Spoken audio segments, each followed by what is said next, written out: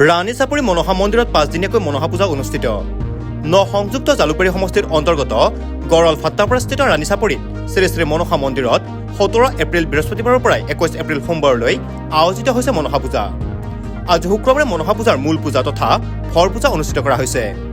ৰাতিপুৱাৰে পৰা জলযাত্ৰা, খট স্থাপন, পুৰোহিতৰ মাংগলিক মন্ত্ৰচৰণৰ লগতে বলি বিধান, হোম হোমাগ্নিৰে পূজা অৰ্চনা কৰা হৈছে। পূজাস্থলী লক্ষাধিক ভক্তৰ সমাগমেৰে উদুলি মুদুলি হৈ পৰে। অনাগত দিনকেইটিতো ভক্তপ্ৰাণ ৰাইজৰ উপস্থিতি কামনা কৰিছে উদ্যোক্তা সমিতিয়ে। জয়তে মই ৰাণীচাপৰি শ্ৰী শ্ৰী মনসা মন্দিৰৰ তৰফৰ পৰা সংবাদ মাধ্যমক অশেষ ধন্যবাদ জ্ঞাপন কৰিছোঁ।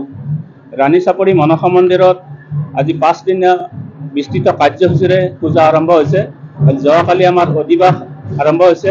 অধিবাস সমাপন শেষ হোৱাৰ পিছত আজি আমাৰ পঞ্চমী তিথিত ৰাতিপুৱাৰে পৰা আমাৰ কাৰ্যসূচী সুন্দৰভাৱে চলি আছে। ৰাতিপুৱা 6 বজাত আমাৰ জলযাত্ৰা আৰম্ভ হৈছে, ঘটবুৰণ হৈছে, তাৰপিছত আমাৰ আহি দুলনি আনিবলৈ গৈছে, আকৌ আহি আমাৰ ইয়াতে পূজা আৰম্ভ হৈছে। ঠিক 9মান বজাৰ পৰা পূজা গতানুগতিকভাৱে চলি আছে। হাজাৰ হাজাৰ ভক্তবৃন্দৰ ইয়াতে সমাৱেশ ঘটিছে আৰু বৰ্তমানো চলি আছে পূজা। এতিয়া আমাৰ পূজাভাগ চলি আছে, বৰ্তমান বলি বিধান চলি আছে আৰু এই বলি বিধান কাৰ্যসূচীত চাবলৈ বিভিন্ন ঠাইৰ বিভিন্ন ভক্ত আহি উপস্থিত হৈছে। যথেষ্ট সমাগম হৈছে। তেখেতসকলে ইতিমধ্যে বলি কটাসকলে বলি ৰাইজৰ প্ৰথমতে পঠা পাৱৰা ইত্যাদি বলি দিছে, তাৰপিছত ভক্তৰ কিছু সংখ্যক পঠা পাৱৰা বলি দিব আৰু ইতিমধ্যে চলি আছে আৰু চলি থাকিব কিছু সময়লৈকে। গতিকে আৰু ইয়াৰ পিছৰে পৰা আমাৰ পুষ্পাঞ্জলি হ'ব। পুষ্পাঞ্জলিৰ পিছত আমাৰ হোম যজ্ঞ ইত্যাদি হৈ পূজা সমাপন হ'ব আজিৰ কাৰণে হয়। তাৰে পিছত আমাৰ যিসকল ভক্ত আছে ভক্তসকলক মন্দিৰত নিৰ্মালি বিতৰণ কৰিব। নিৰ্মালি বিতৰণ কৰি উঠি ভোগৰ ব্যৱস্থা আছে সমূহ ভক্তলৈকে, আৰু তেখেতসকলে ভোগ আপ্যায়ন কৰিব পাৰিব আৰু এই ভোগ আপ্যায়ন আমাৰ গধূলি ৰাতিলৈকে চলি থাকিব। ৰাতি আমাৰ ওজাপালি গধূলি 7 বজাৰ পৰা আমাৰ আৰতি হ'ব। আৰতিৰ পিছৰে পৰা ওজাপালি গোটেই নিশা আমাৰ যিখন পদ্মপুৰাণ আছে পদ্মপুৰাণখনৰ তেখেতসকলে গাই শেষ কৰিব আৰু তাৰে পিছৰে পৰা অহাকালি আমাৰ ষষ্ঠী তিথি আছে। ষষ্ঠী তিথিটো ঠিক তেনেদৰে ৰাতিপুৱাৰে পৰা আমাৰ পূজাৰ কাৰ্যসূচীখিনি আৰম্ভ হ'ব। হয় আপোনাৰ গধূলি আমাৰ আৰতি হ'ব। আৰতি হোৱাৰ পিছত আমাৰ উত্তৰপাৰৰ ৰাজনন্দিনী নাট্য দলৰ দ্বাৰা ইয়াতে এখন মিনি থিয়েটাৰ প্ৰদৰ্শন হ'ব আৰু এই প্ৰদৰ্শন দেখা পাইছে আজি দ্বিতীয় দিনৰ কাৰ্যসূচী ৰাতি প্ৰায় 12টা বজাত শেষ হ'ব। তৃতীয় দিনা অৰ্থাৎ সপ্তমী তিথিৰ দিনাখনো হ'ব। সপ্তমী তিথিৰ দিনাখনো ৰাতিপুৱাৰ পৰা পৰ্যায়ক্ৰমে পূজা আৰম্ভ হ'ব আৰু সেইমতে চলি থাকি গধূলি আৰতি হ'ব। আৰতি হোৱাৰ পিছত আমাৰ স্থানীয় ঘোষানাম, পুৰুষৰ ঘোষানাম ইয়াতে সমাৱেশ হ'ব। শেষকৈ অৰ্থাৎ 21 তাৰিখ সোমবাৰে আমাৰ পূজাৰ বিসৰ্জন হ'ব। পূজাৰ বিসৰ্জন হিচাপে আমাৰ ইয়াতে যিখন প্ৰতিমা আছে সেই প্ৰতিমা বিসৰ্জন আমি আনুষংগিক প্ৰতিমাৰে কিছু আমি প্ৰতিমা বিসৰ্জন কৰোঁ আৰু সেই বিসৰ্জন কৰি উঠি আহি গধূলি আমাৰ সমূহ ৰাইজ আমাৰ মন্দিৰৰ প্ৰাংগণ সভাঘৰত বহি আমাৰ দেৱীৰ নিৰ্মালি গ্ৰহণ কৰিব। কৰি উঠি প্ৰায় 11টামান বজাত আমাৰ কাৰ্যক্ৰম শেষ হ'ব।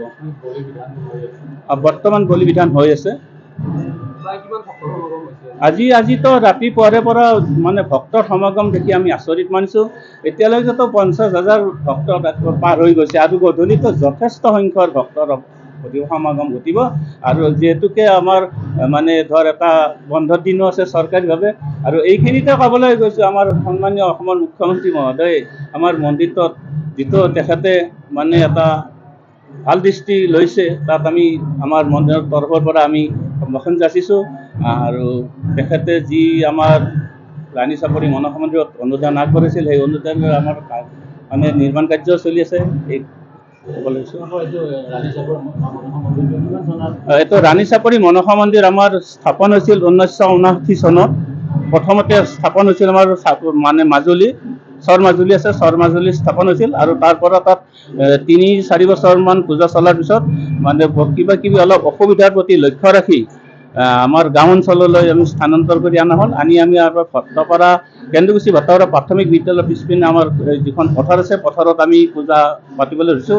অস্থায়ীভাৱে চাৰিমনা দি কিনে তাত পূজা আৰম্ভ হৈছিলে আৰু তাৰ পিছৰে পৰা ভক্তপ্ৰাণ ৰাইজৰ সকলৰ দান বৰঙণিৰে আমি কিছু অকণমান পৰিৱৰ্তন হ'বলৈ পাইছোঁ। যেনে আমি তাৰ পৰা ইয়াতে অকণমান মাটি কিনি লৈ আজি স্থায়ীভাৱে মন্দিৰ বনাবৰ উপক্ৰম হৈছিলোঁ আৰু সেই মন্দিৰ বনাই আজিলৈ আমি ইমানখিনি লৈ আহিব পাৰিছোঁ আৰু ভক্তৰ মানে দান বৰঙণিৰে আহিছোঁ, কিন্তু এইখিনিতে কৈছোঁ সন্মানীয় মুখ্যমন্ত্ৰীয়ে আমাক এই মানে যোৱা বছৰ 2024 চনৰ 24 তাৰিখে আমাৰ প্ৰতিষ্ঠা কাৰ্যসূচীত মানে আমাক 1 কোটি টকা ঘোষণা কৰিছিল, আৰু সেই ক্ষেত্ৰতে আমাৰ ৰাণী চাপৰিৰ তৰফৰ পৰা বহুত উন্নতি লাভ কৰিছোঁ, আৰু তেখেতৰ সন্মানীয় মুখ্যমন্ত্ৰীহঁতক আমি মানে ধন্যবাদ জ্ঞাপন কৰিছোঁ।